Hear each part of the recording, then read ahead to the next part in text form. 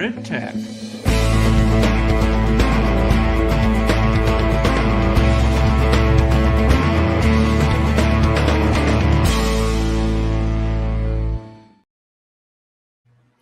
Hi, I'm David with EV World News. We're talking about electric vehicles, green energy, and the stock markets. And I'm back today with our founder and chief editor, Bill Moore. How's it going today, Bill? It's been an interesting day so far. Well, it's supposed to get up into the 50s today. So I know. I've already got my tennis shoes on, ready to go for my walk again. Oh yeah, be nice. I might take my shirt off and go get some sun. Sunbathe, right? Yeah. In the 52-degree sunshine. Yeah. And meanwhile, my daughter and all the good folks out in the Pacific Northwest are being drenched with a river of ocean coming out of the Pacific. So, have you been following that? No. It's I mean, are we talking big waves, or are we talking like monsoon? We're talking river flooding of a record proportion and wind speeds, toppling trees, and all of this thing is gradually going to move its way down to the Oregon area. But yeah, it's a pretty serious situation out there. I guess that's a little. So my sympathies and condolences to the people around in the Pacific Northwest, because you're really getting hammered right now. Yeah, well, you're probably wearing shorts and flip-flops in Arizona year round. I mean,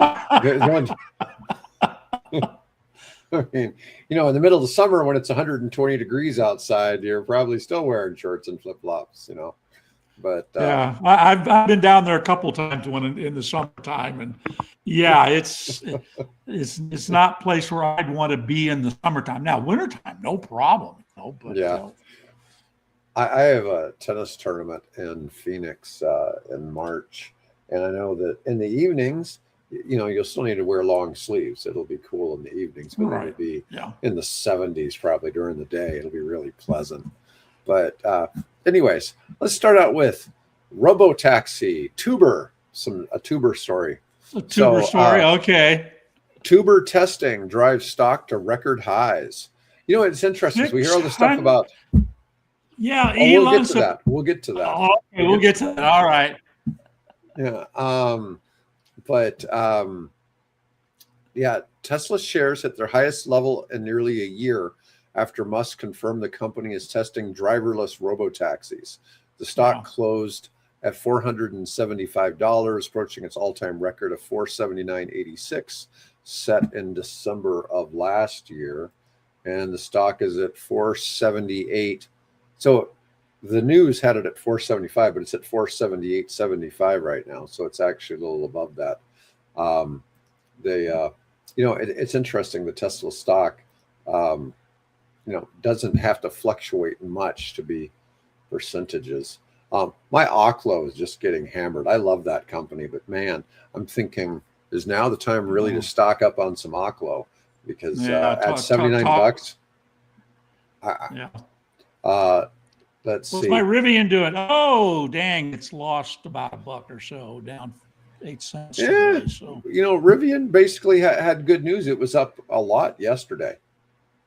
So, all right. So the Robotaxi announcement comes as Waymo, Zoox, and Tesla all expanded autonomous ride services through 2025, marking a Robotaxi boom year. Now, this next story is a little sad. This is, let's see. Ford is taking a $19.5 billion charge as it pivots away from full EVs, including the F-150 Lightning. Now, this really shocks me because Jim Farley's been to China. He's seen, what's going on there, how half of all car sales are EV in China. And he likes his, and he didn't want to give it back. Yeah. So the company's going to focus on trucks, hybrids, and affordable EVs with a new universal EV platform. Well, we were reporting last week about their deal with Renault in Europe. Right. Yeah. But he's signaled that they need some cheaper EVs in the U.S. Oh, definitely. Yeah.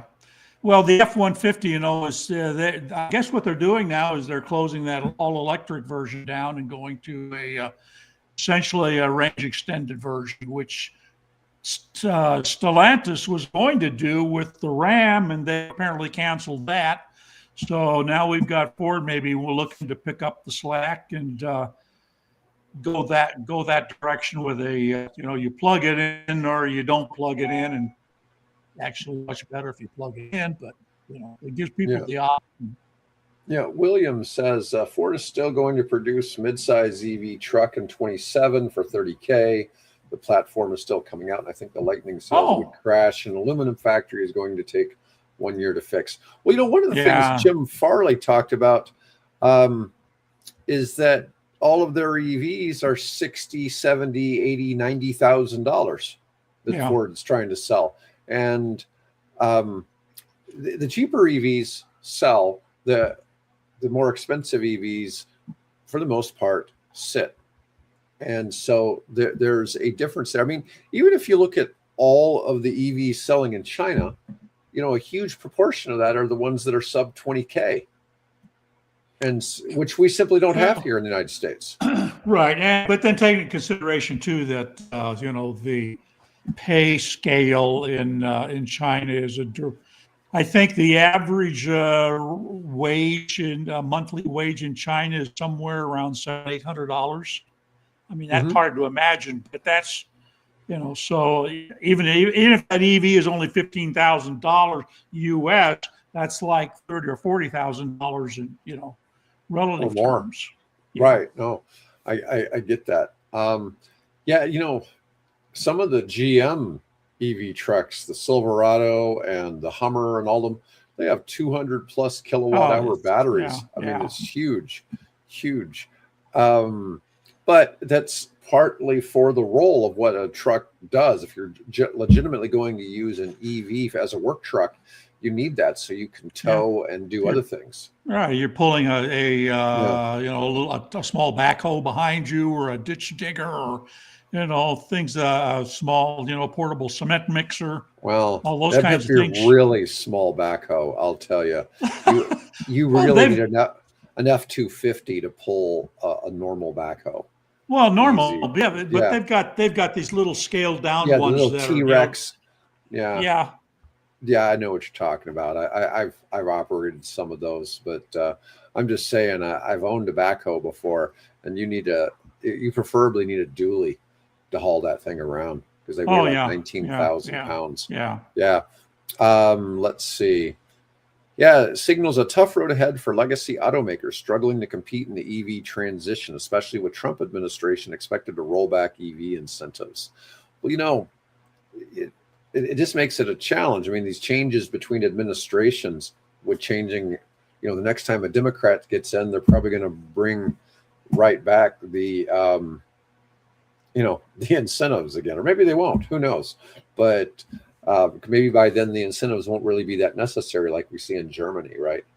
So it's hard really to say. Well, we will see. And that's, I guess, if there's a silver lining to doing away with the $7,500 tax credit, this is will determine where the interest is on the part of the public. So now we can talk about Musk. So Musk becomes the first person worth $600 billion. So SpaceX has a soaring valuation. It's currently rated at $800 billion. The object, I know when they're going to do this IPO on it, they're wanting to do the IPO at 1.5 trillion. So that'd still be double where it's at now. But SpaceX shares are being currently sold in insider transactions.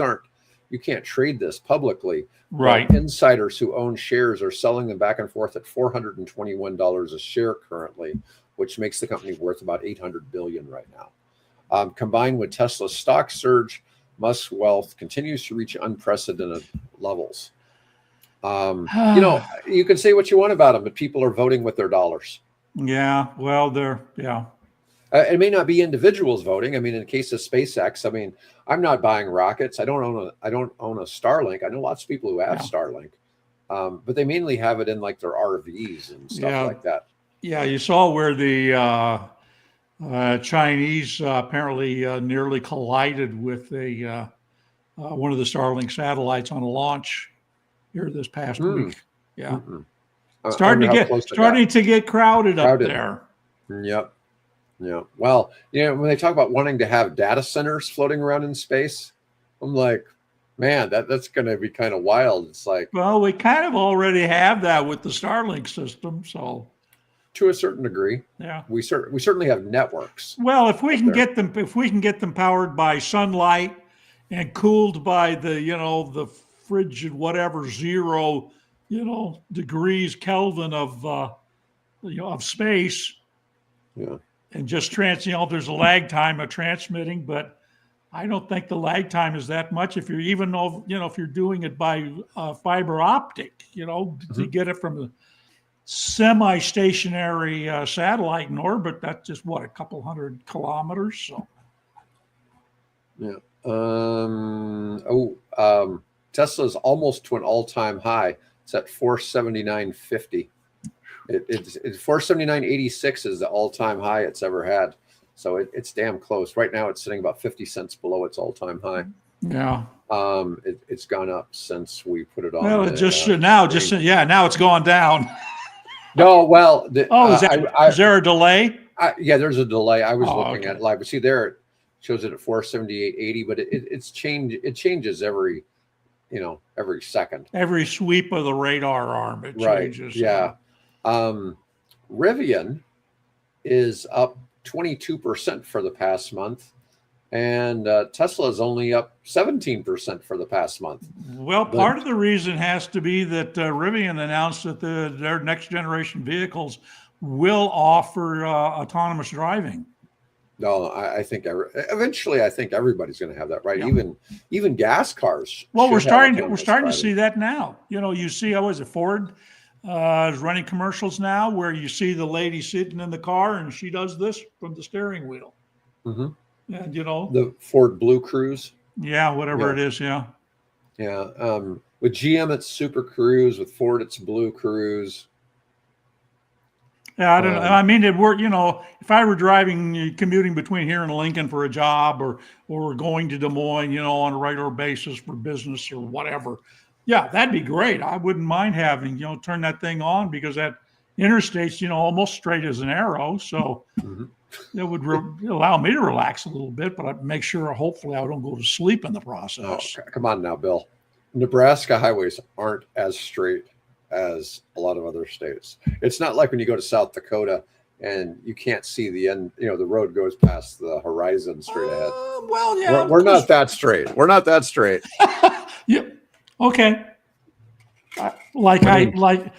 If you fly over this state and you look at all the section lines every mile, right? They're pretty straight. There has to be bends for terrain, and there has to be adjustments for changes in latitude.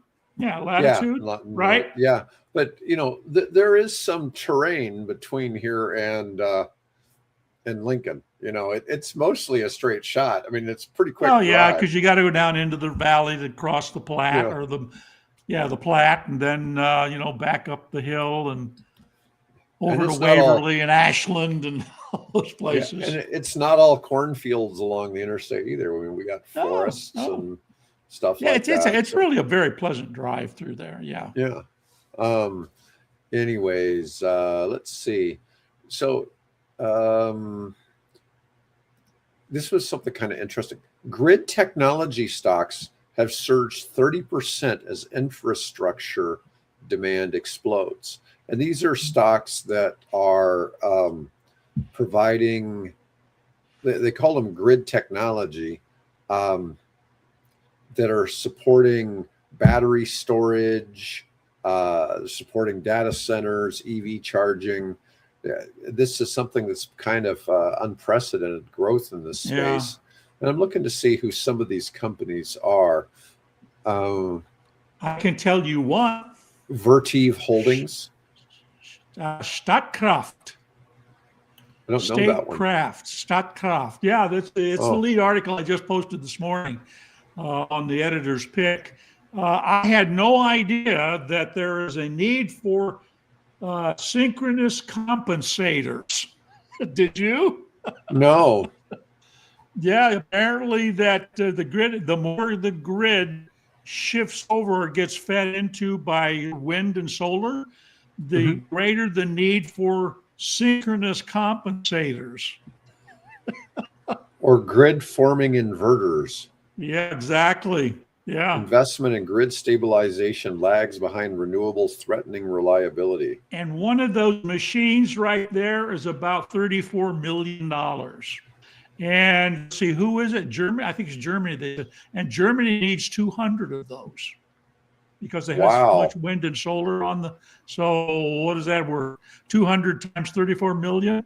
A few cool $1 billion. About 6 billion, 7 billion. Yeah. So wow, I guess if you're going to invest in a company, maybe that's one of the companies to invest in.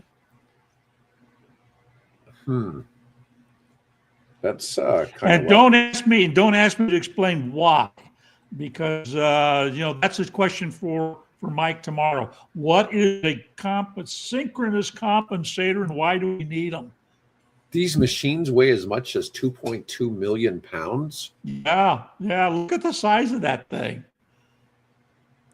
If Spain had enough of these, the countrywide blackout could have been avoided. Yep. I mean, I guess I see. Yeah, so they actually have a dude there for scale. It's just he's so small you don't realize he's there. Well, he's wearing a pretty bright red a bright yellow hat. So yeah. Well, which one are you looking at? I'm looking at the one on the. Oh, that one. Oh, yeah. No, I actually. That, of course, is an AI illustration. I went over and got a picture of an actual one. The only problem with the picture of the actual one, which was put out by the company Statkraft, is that it was only 475 pixels wide or something, a little postage stamp thing. So this is one of the ones I asked AI to scale up for me. So that's a scaled up version of it. It stops stray voltage. Well, we wouldn't want any stray voltages running around. Let's see. Well, again, I'm not an electrical engineer, so yeah, better left for Mike. better left for Mike to talk about. Yeah. Yeah. Inverter maker SolarEdge Technology stock has more than doubled this year. Engineering firm Willdan Group is trading off record highs. Korean transformer manufacturers Hyosung Heavy Industries and LS Electric Corp have led, soaring roughly 400% and 230% respectively this year. Wow, that's some big gains in the infrastructure space. Well, we have all this demand that's being placed on. When we first built the grid, what did we have? We had maybe a few people with a refrigerator and a few people with a vacuum cleaner or whatever, and then the demand began to grow, and we got air conditioning, and that really changed the loads. And now we've got EVs and data centers that is really putting demands. And I think that we were talking about, what was it? There's your gas turbines. There's 2 or 3 year wait to get a gas turbine, something like that. And it's kind of becoming a similar problem with transformers. So there is an index fund that tracks this. It's called QGRD for Q Grid. Because a lot of your indexes start with a Q for their ticker symbol, and it's up 28% year to date. And it tracks across these various grid infrastructure. It's actually had higher performance than AI. Well, let me make sure we made a statement. We are not investment advisors, and anything that we're offering is just simply for educational and entertainment purposes only. There. Yeah, we actually have a scrolling warning. It is up. It is scrolling across the screen there at the bottom. There we go. All right, great. Yeah. When you have lots of permanent magnet motors on a grid and they turn off simultaneously, They generate lots of unwanted energy that breaks stuff. That's why power outages are what actually take out surge protectors. Okay. Oh, okay. An unpowered motor spinning is a generator. Okay. Ah, okay. There we go. There we go. It's good we have some smart people come on in the Oh, yeah. comments. Thank you, Owen XWHCS. we appreciate your participation. Yeah, we don't claim to be experts, but it is funny. I have people all the time talk to me about different things. It's like, look, I know so much more about this topic. You could probably learn it all within 2 weeks if you really put your mind to it. Right. You know, on different topics. It's just kind of funny. It's like I tell people that I'm kind of like, you know, you've heard about the 50-mile expert. You're an expert because you came from 50 miles away or more. In my case, I call myself the 2-week expert. I know 2 weeks, about 2 weeks more knowledge than everybody else, and you know it's kind of just a funny stat. Now we've talked a lot about battery storage lately, but global average turnkey battery energy storage systems prices have fallen to $117 a kilowatt hour. Keeps getting cheaper. It's dropping a lot. Battery storage market is projected to grow from 44 billion in 2025 to 183 billion by 2035. So that's a 4-fold increase in the next 10 years. 10 years, yeah. That's a big increase. Falling costs are accelerating renewable energy integration and grid modernization. All right. Did you hear about this one? Detroit tests the nation's first public EV charging street. Yeah. They have a 1/4 mile of roadway that is a wireless EV charger. First public charging road in the U.S. That'd make the Hevo guy happy. What did they give the particular street and where it is? Yeah, I'm sure it's not in the ghetto part. Let's see. That's sad because there's such. One time I've been driven through some of those areas. Some of those homes are just gorgeous, and for their period, in the 20s and 30s. But it's on 14th Street. Okay. 14th. Okay. It was retrofitted with copper coils a few inches below the pavement that feed power to EVs as they drive over them. A compatible EV carries a receiver plate when the vehicle rolls over an energized coil. All three of them. Yeah. How many? They've got to all be retrofitted. They're there for testing and maybe some small shuttle buses and things like that. So it's promising. We had Jeremy from Hevo that was on, and he was talking about how he's dealing with all these manufacturers that they have the receiver that's small that can be put on there to make this work. And they're trying to get manufacturers to add this. And currently, it's the German auto manufacturers that have been the most receptive to this. Yeah. So, for now, only cars equipped with specialized plates can use the road to charge. Well, I don't know that's for now. That would be the way it would always be, right? There's got to be a system for it to do it. There has to be an antenna and an inverter and all those good things on the car to make that work. So yeah, I have a hard time picturing like highways having this. You know what I mean? Think of the cost to the infrastructure to tear up all those miles and miles of concrete yay thick. Well, I wouldn't see people going and tearing up the road. I would only see you doing it when you're doing periods of reconstruction, right? When there'd be like scheduled maintenance. Of course, knowing government, they'd go ahead and do it. Just get rid of perfectly good road, right? But not. But we've got enough roads that need to be replaced and bridges and things like that. So when he was on, we were talking about. I see this as a good solution for apartment complexes or having it at shopping and different places where you're going to go and the car is going to sit for a while, right?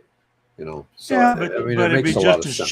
just as cheap to put a pole out there and have a cable plug. Although that being said, one of the things is you don't have to worry about vandalism. Right. That was one of the things he Right? mentioned. Yeah. There was a few advantages to the system. And with the wireless, there also was, it's going to have to be a universal payment system, so it's not going to be dealing with the problems with all of the, all the different Right. systems. All right. EVgo achieves 40% faster station deployment using modular technology. They've deployed 40% of its 2025 charging stations using domestically made prefabricated modular skids. They have a partnership with Miller Electric that's dramatically accelerated installation timelines. I'm kind of curious what this might look like. It's just press releases. They didn't actually include any images of this happening, which could have been useful to see where that's going. Yeah. And a prefabricated modular skid. I mean, in theory, aren't all skids prefabricated and modular? Well, I assume that they're talking about the unit above it, not the forklift pallet thing right. It's mounted on. So, it's funny. I've seen pictures of, I used to always wonder how they chose dock height for trucks. And in reality, I've actually seen pictures of horse-drawn carriages backed up to the loading docks. And so the height of horse-drawn carriages that were the like height a flatbed was the height, and trucks adopted that. So the reason that all the trucks are that high is because it was. Yeah, I saw a photograph from the 1800s of the Mallory Distribution Center in Memphis, Tennessee, and I knew some of the Mallory family. Okay. Anyways, and it had the horse-drawn wagons, back up behind offloading. Yeah. Beer barrels or who knows? Pickle barrels or bales of cotton or what? I was going to say it was probably cotton, more than likely, because that was a big industry for. Right. Still is.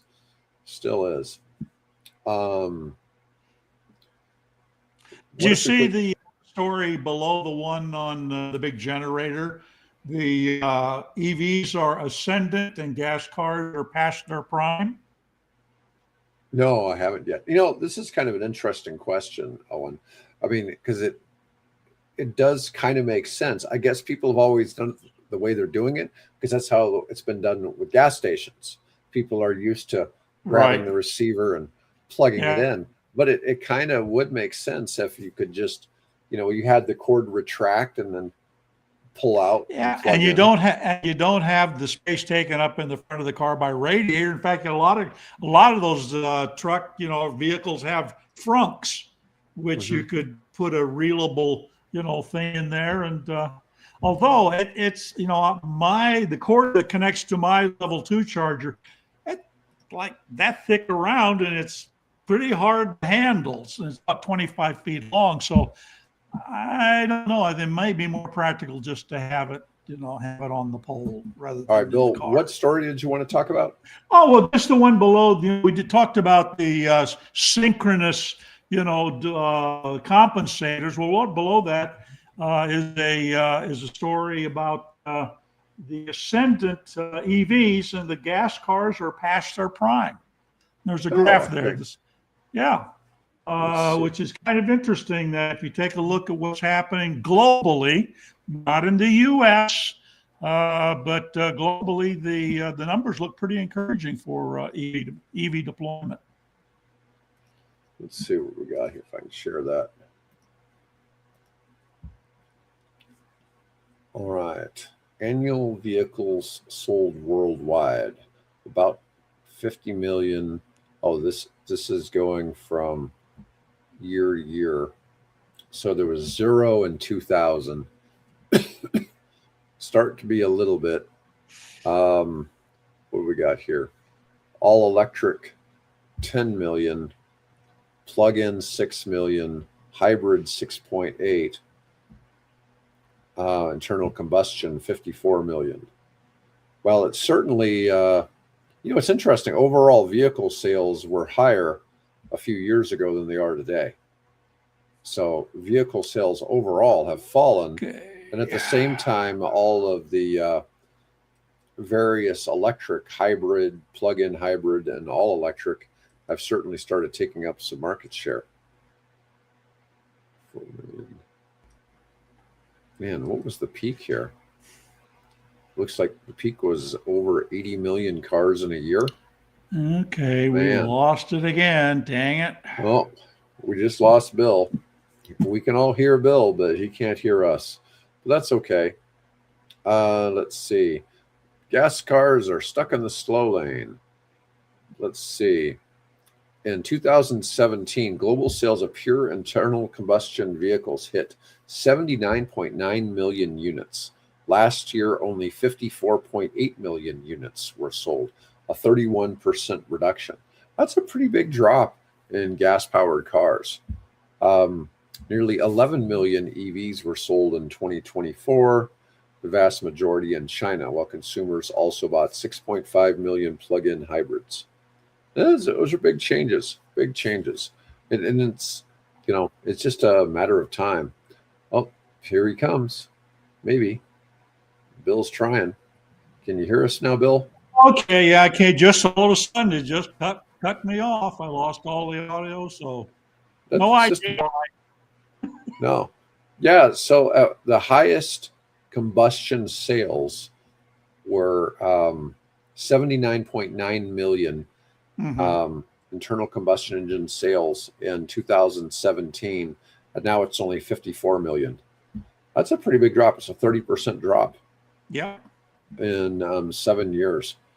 Now that, of course, like we said, that's on a global basis, with obviously China and Europe being the dominant markets where the shift is taking place most widely. Mm-hmm. Yeah, that's a pretty significant change. Let's see. I wanted to talk about China pouring money into smart grid technology. The next story down. Yeah. That was one I actually had on my list. China has become the backbone of the global energy transition by leveraging its vast domestic market to scale clean technologies. Through strategic industrial policy, massive infrastructure investment, and control over critical mineral supply chains, China dominates solar, battery, and EV production. This leadership raises geopolitical concerns, but also accelerates global decarbonization by driving down costs and expanding access. I don't know what the political concerns should be. I mean, if China wants to electrify their whole country, that's their business, right? It's not like them having great access to electricity affects the United States. I've heard people, say the United States needs to be number one in nuclear power and all these other things. And, But if you read the Wall Street Journal, the Wall Street Journal says that all that Chinese technology, whether it be in the buses or whether it be in the solar panels that are putting up, have little secret switches in them. And if China wants to turn off the bus commuting system in Europe, or they wants to flip a switch and turn off all the inverters and all the solar fields across the American Southwest, they can do it. And that represents a security concern. Well, that's certainly a problem, but that's an independent issue from whether or not China is, putting in their own technology. Hey, let them go for it. Go, I have no problem with their, decommissioning coal plants, although that's not happening with the kind of speed I would like to see. But in terms of solar, I mean, they are, they have solar fields that look like pandas now, right from the air. They just implemented the world's largest wind turbine, just went online offshore. Go for it. I think it's great because, like I said, a couple decades ago when I was in Beijing, I wanted to turn around and get back on the airplane and leave because I didn't want to breathe that air in Beijing. It was filthy. So yeah, I mean, go for it. I'm Yep. happy that they're doing it and encourage them to do it. Just make sure that they don't try to take a strategically political advantage of the rest of the world because of that. Yep. The U.S. Senate is investigating whether AI data centers are driving up electricity prices for consumers. Wow. That, I mean, hopefully they don't spend a lot of time on that one. Did you? I actually found, I don't think it's secret, but I was doing some snooping around because, as you know, I'm sort of developing this idea, what I call a solar apiary, which Mhm. is basically a agrivoltaic system. And instead of using sheep, they use bees. Okay, it's an Mhm. apiary, bee yard, whatever. So I've been kind of looking at some properties and things relatively near me, and I found a possible location and maybe a corporate client who might like to do this. But there's this odd kind of a structure to the south of it, and I'm thinking, what the hell is that? Because it's off the road and it's set back so you can't really see it from the road. And what is that? Turns out that is I can't say it's secret, but it's not a widely publicized data center. Mhm. So, and across the road from it, we have a Yahoo data center, and about 3 miles away from there is another. This one is the Google data center, but this one I wasn't aware of. So Yeah. anyway, Well, they're building them everywhere around here because we have they cheap are building energy and everywhere. we have water for cooling. Water for cooling, and we've got a increasingly sophisticated. I mean, one of the reasons why so many of the telemarketing centers were located in Omaha very Mhm. early on, if you got a call from a telemarketer, chances are it was coming from Omaha. And the reason is because of the Strategic Air Command, about 7 miles to the east of me here, that needed a robust, secure, nuclear-proof, whatever you want to call it, communication system, so that they could communicate with all their strategic military, missile, and air bases. So that got all built out in the 50s, and then in the 60s, we saw they said, well, we got all this extra, capacity in our phone lines. Let's start telemarketing it. So we've been a kind of a center for a lot of that telecommunications that is going on, and you and I now benefit from fiber optic that allows us to do this podcast a little more efficiently. Other than why we constantly, every now and then, I've got my connection dropped. Yeah, that's something to do with your computer because Doesn't it's really surprise me. odd. I'm Or it's operating off something. a very old laptop. Yeah, I mean, it could have something to do with StreamYard, but it just seems odd that you just exit and come back in, and it only happens to you. So it Which just is kind of good. makes you wonder. Yeah, yeah, it's keeping the mystery to a Yeah. small subsection. Anyways, that was all I had for today. Hey, that's fine. That's fine with me. I've got a wife I have to take to dinner for her birthday, and Oh, nice. Well, happy birthday. other things to look after. So great. And hey, thanks, Owen, and everybody else for jumping in. We really appreciate your participating. Honestly, and Mhm. it's All nice right. to see people engaging. All right. I'll be back with Bill on Friday, and tomorrow I'll be back with our engineer, Mike Herzog. Hopefully, we'll remember to ask him some important questions tomorrow, if I can remember. All right, everybody. Have a great day.